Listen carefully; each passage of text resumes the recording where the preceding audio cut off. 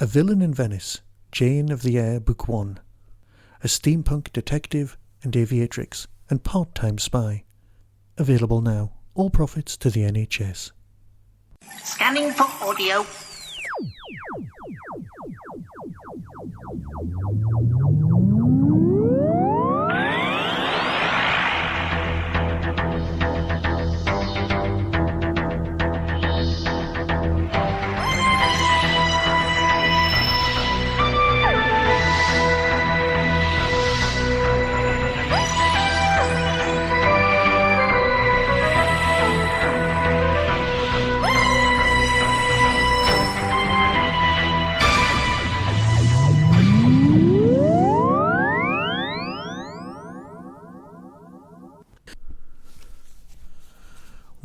Welcome to a Tin Dog podcast. This time talking about Star Cops Mars 2. Again, this title was released in July 2020. It's exclusively available from Big Finish until August the 31st, and it's on general release after that. It's the near future, and mankind has expanded its presence into space. Maintaining law and order beyond Earth is the responsibility of the International Space Police Force, known colloquially as the Star Cops. Their leader is Commander Nathan Spring. There are no Star Cops on Mars, and Nathan Spring intends to put that right. He travels to the Red Planet hoping to rally the colonists' support and for setting up an ISPF force and setting up an ISPF office. But he faces resistance from those who feel Mars had no need for police. Soon, though, Nathan and his officers are involved in incidents and theft, violence and murder, and they may get a chance to prove they're needed if they can get through the investigation alive. So, this whole Mars project, is by Big Finish standards Series 2. So, this is Series 2, Part 2. Hence the episodes being referred to as 2.4, 2.5 and 2.6. There are 3 different stories. Now, this is the clever bit. Story 2.4, Bodies of Evidence, shows us the events of Series 2.1, the first box set, from a different point of view. So really, it's a recap, but it's clever because it takes us back before that and it shows us this whole events from the first box set from another point of view. We get to see everything turned around, twisted and represented to us in an interesting and quite cunning fashion. It's a fantastic piece of storyline because arguably you don't need to have that first box set. You'd be missing a massive treat if you didn't buy it. But you get to experience this whole storyline again. Like, for example, in the Survivors box sets, when a new box set would come out, you get to experience what the death was like for a different group of people. Well, that's what this is happening here. Here's the synopsis. On the moon, shortly before Nathan, Kenzy and Devis leave for Mars, disaster strikes when the shuttle Ganymede crash lands on the lunar surface. Tragedy becomes something more sinister when Priya finds dismembered bodies hidden in the shuttle, but attempts to investigate obstructed by higher authorities on Earth. Before Nathan departs for Mars, he instructs Priya and Paul to investigate the crash, in defiance of his superiors' orders. If they don't find the evidence they need, they could be the end of their careers. See, it's clever. The whole business happening on Mars, well, is fine, but happening on the moon before they head for Mars, genius, it's inspired. And of course you've got your proper timeline, so everything fits together beautifully. 2.5, Humankind by Helen Goldwyn.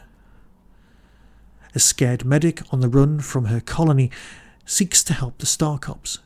She offers information about a crime, but she demands legal immunity and guarantees for her safety before she'll talk.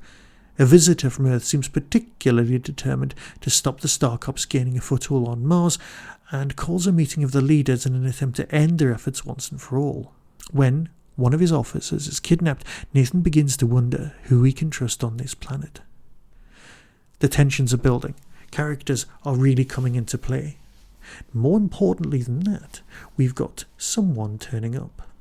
You see, Mark Elstop is playing Byron Lackman, an international, entrepreneur. Think Richard Branson without any of the morals. Now, I think Mark Elstop's superb. The performance in The Prisoner is second to none. I adore it. Here, there were flashes of, well, let's put it this way. The voice didn't sound like Elstop at all. It sounded like someone, and it took me a few days to work out who I thought it was. It sounded a lot like someone trying to do an impression of Ian McKellen and not quite managing and come up with a totally different character. But it was great because Baron Lachman's just awful. So well thought out, so well delivered. And in my head, and I'm sorry, Mark, but I just kept thinking, Ian McKellen, they've hired Ian to play the part. And it just worked. So after that, you've got the build-up and of course you've got the last payoff. Because these are only in 3 sets, 3 discs, shall we call it. 3 stories per box set. Everything has to finish off in The Highest Ground, which is 2.6, written by Andrew Smith. The conspiracy is revealed and the leader is desperate to silence the Star Cops. An armed squad closes in on Nathan, his officers, and their Martian allies, leading to the siege in the shadow of Olympus Mons, the highest mountain in the solar system, and a violent confrontation on its slopes. It's time to decide where their loyalties truly lie before it's too late. Great, exciting, incredible climax to a great box set. I love the time on Mars. Yes, I know it's nice having them back on the moon or even in orbit or sorting out, all that kind of stuff. But Mars has got a lovely feel to it. The future plans for the colony all work. The science actually makes sense. And you know what?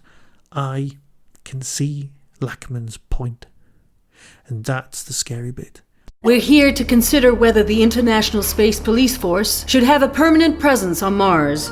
From Big Finish Productions, Star Cops, Mars, Volume 2. What's going on here? This meeting and the vote? Lachman is looking to nip ISPF in the bud at the earliest opportunity. It appears I have to remind you that the Star Cops have no official position on this planet. Mikhail, it's been days now since I saw you. I'm scared. You'll investigate the activities of Lachman Research and Innovation on Mars. I think you're right to keep your cards close to your chest for now. I think you'd do anything to stop you. There's a monitor screen showing 3 bodies. When she comes around, we need to know what was on that data stick they were so keen to recover from her. I've found something interesting. A subfolder within the main directory. It's titled 1859. What we're doing is about preserving life in the long run.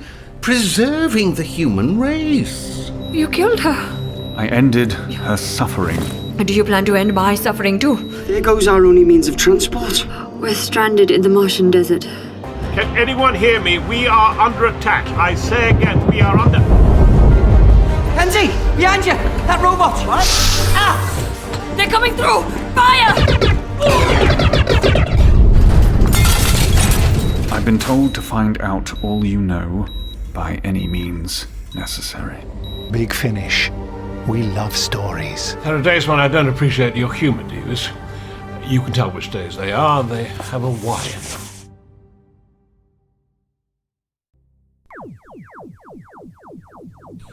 That was the Tin Dog Podcast. Available on Spotify, iTunes, Acast, Stitcher, and wherever good podcasts are found. Get early access to content by subscribing to the Tin Dog Podcast YouTube channel.